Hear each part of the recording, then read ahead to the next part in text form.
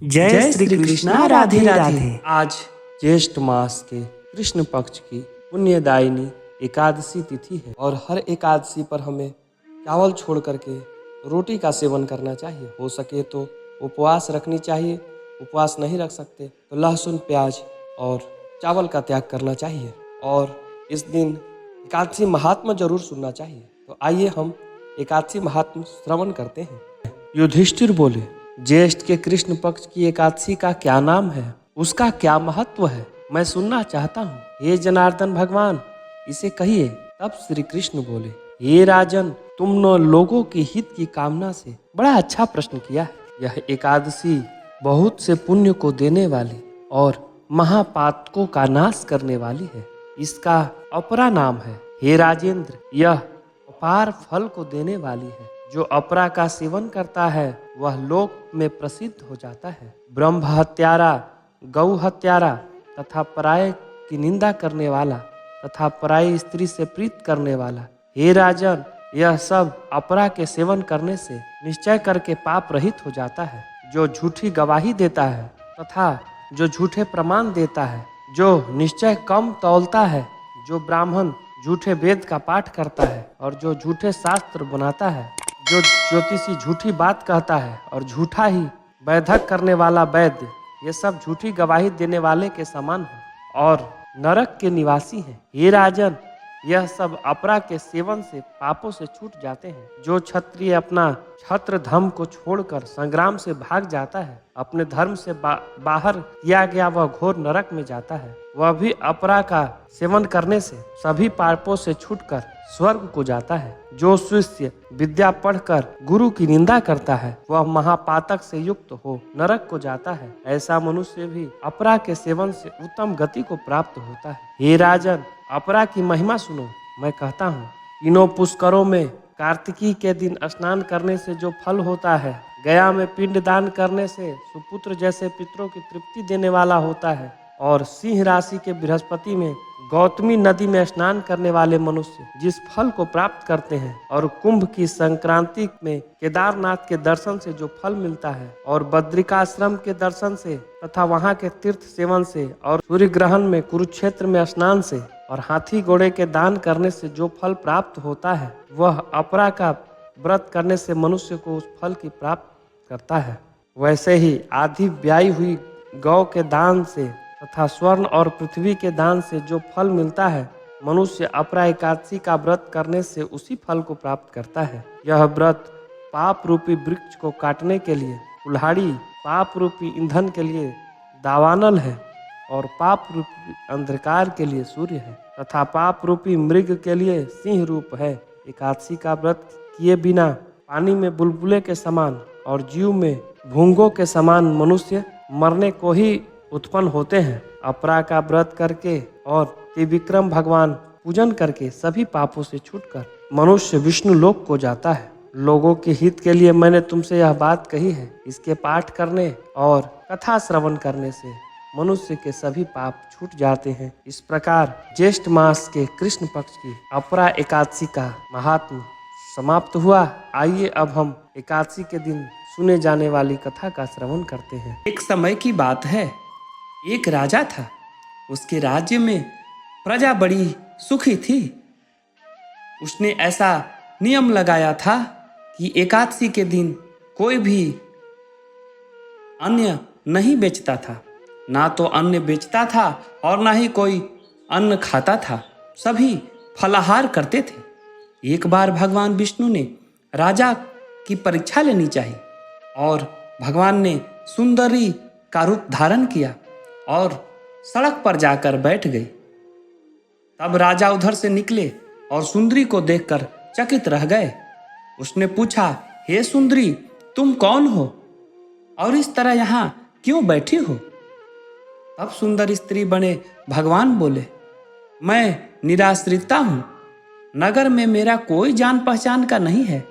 किससे सहायता मांगू? राजा उसके ऊपर मोहित हो गया और बोला, तुम मेरे महल में चलकर मेरी रानी बनकर रहो। इस पर सुंदरी बोली, मैं तुम्हारी बात मानूंगी, पर तुम्हें राज्य का अधिकार मुझे सौंपना होगा।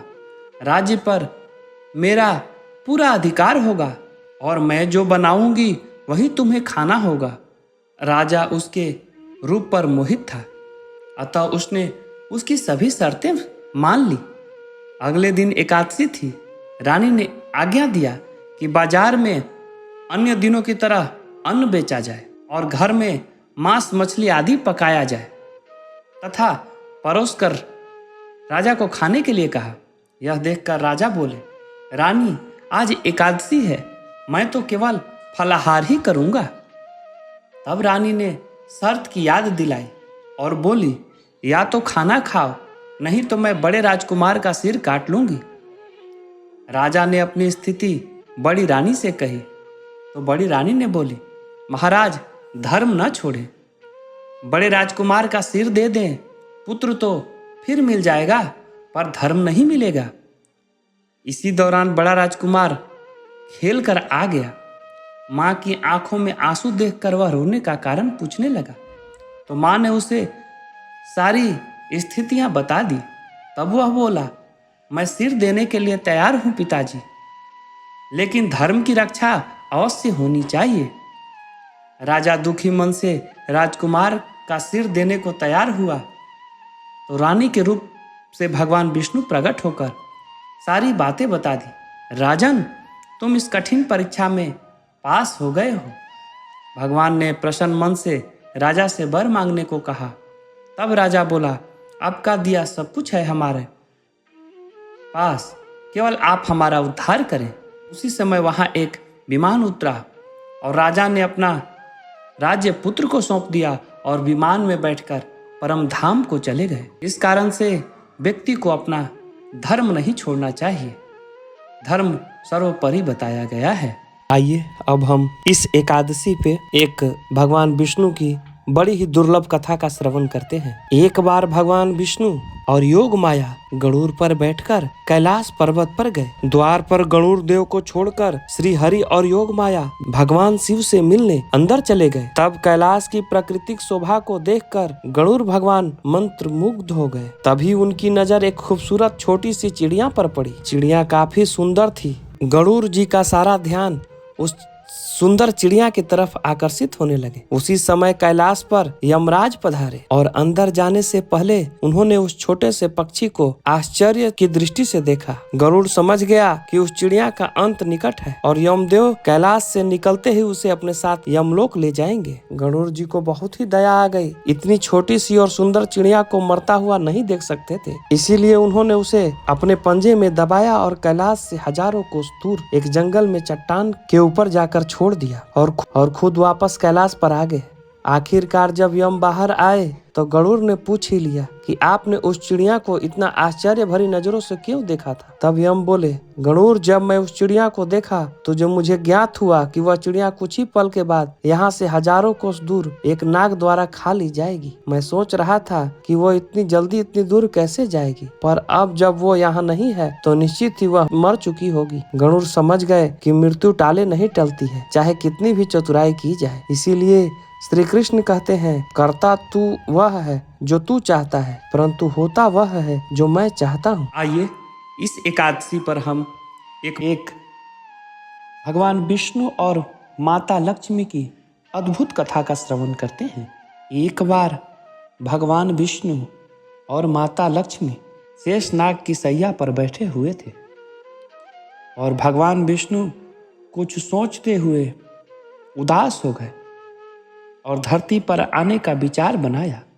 धरती पर जाने का विचार बनाते ही विष्णु जी तैयारी करने लगे। अपने स्वामी को तैयार होता देखकर लक्ष्मी जी ने पूछा, स्वामी, आप कहाँ जाने की तैयारी में लगे हैं?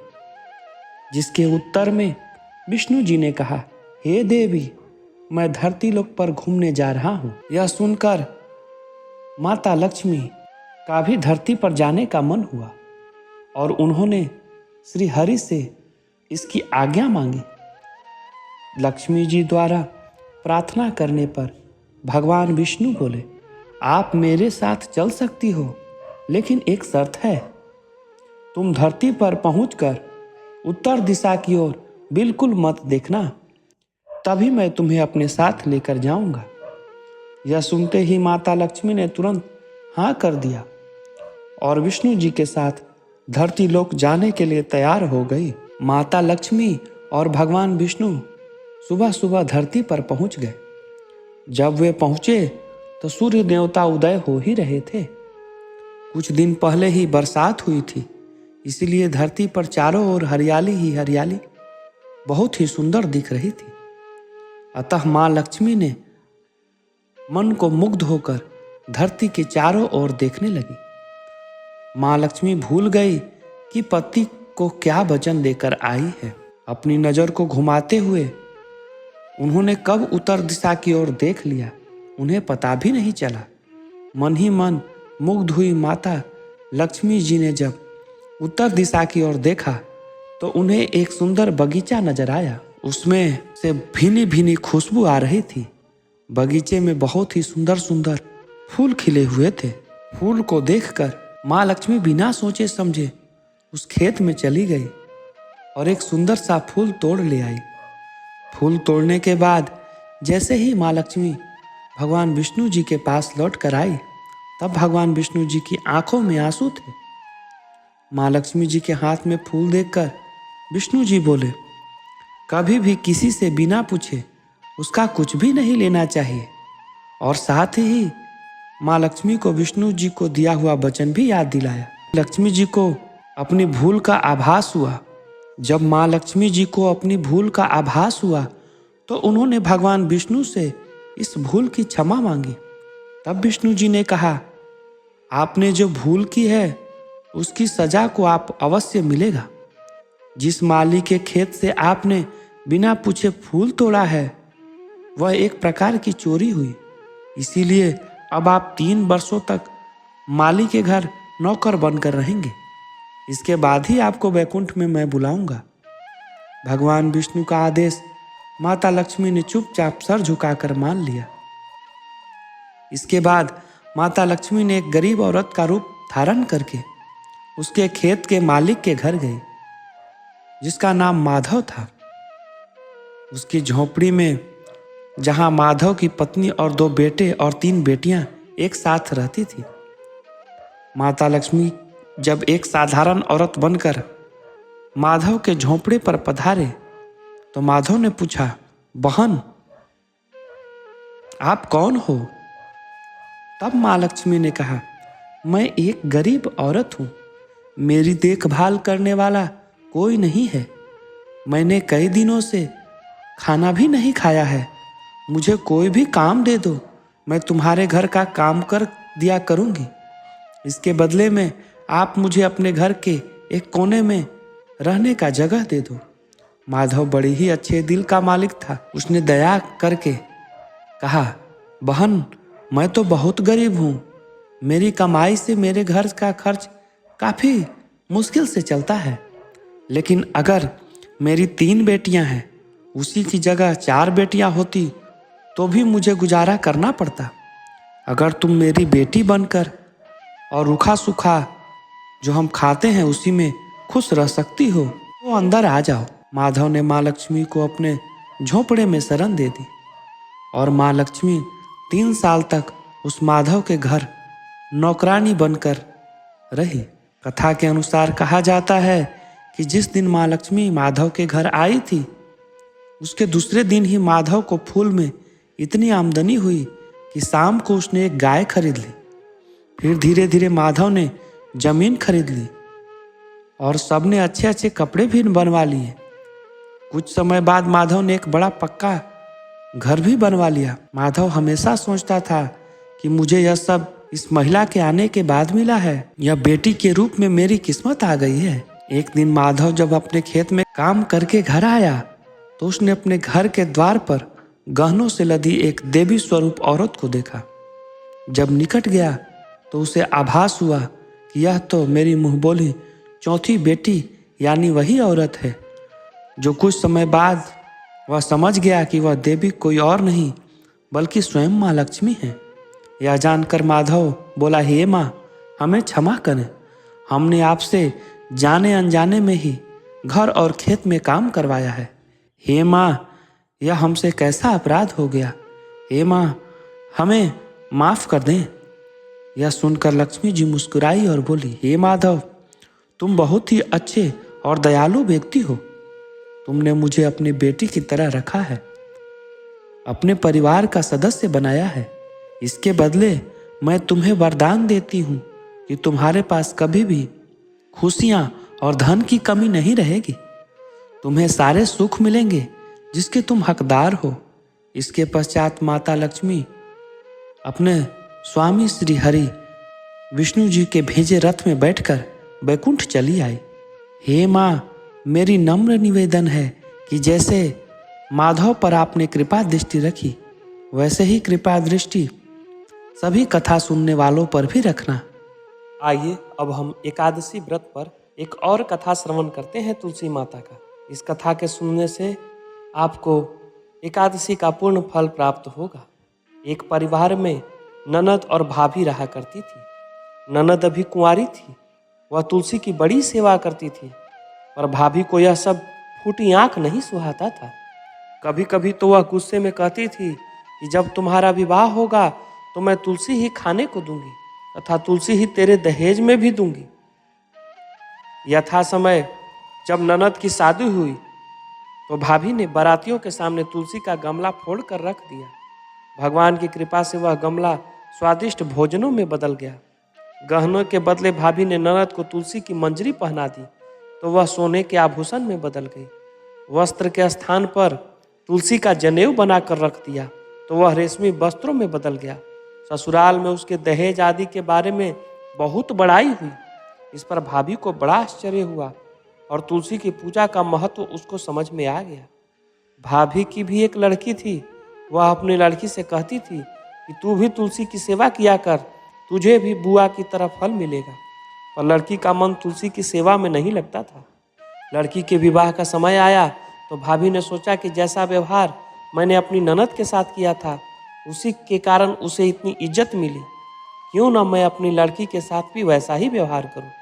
उसने तुलसी का गमला फोड़कर बारातियों के सामने रख दिया, परंतु इस बार मिट्टी मिट्टी ही रही। मंजरी व पत्ते भी पहले के रूप में ही रहे। जनेऊ जनेऊ ही रहा। सभी बाराती भाभी की बुराई करने लगे। ससुराल में सभी लड़कियां की बुराई कर रहे थे। भाभी ननद को कभी भी घर में नहीं बुलाती थी। भाई ने सोचा कि मैं ही बहन से मिल आऊं। उसने अपनी बहन से मिलने की इच्छा अपनी पत्नी को बतलाई तथा सौगात में ले जाने के लिए कुछ मांगा। भाभी ने थैले में ज्वार भर कर कहा, और तो कुछ नहीं है, यही लेकर जाओ। और दुखी मन से चल दिया।